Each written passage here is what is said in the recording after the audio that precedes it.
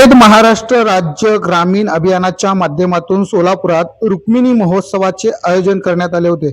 शहरातील नार्तकोट मैदानामध्ये रुक्मिणी महोत्सवाचा भव्य शामियाना उभारण्यात आलाय। दिनांक 1 मार्च ते 5 मार्चच्या दरम्यान 5 दिवसीय महोत्सव असणार आहे।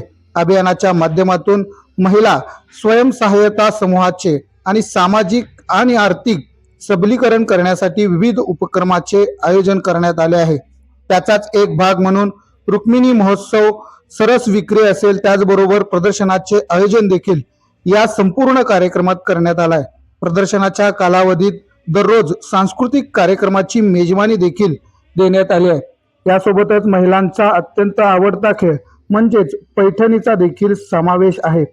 सदरच्या प्रदर्शनामध्ये जिल्ह्यातील सर्व तालुक्यांमधून सुमारे 75 स्टॉल तसेच इतर जिल्ह्यातील 5 स्टॉल उभारण्यात आले आहेत।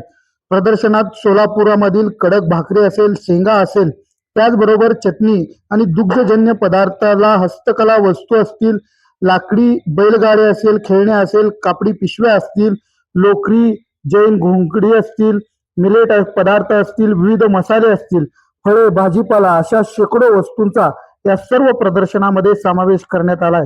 जिल्ह्यातील खाद्यप्रेमींसाठी देखील विशेष मेजवानीची व्यवस्था या प्रदर्शनामध्ये करण्यात आली आहे।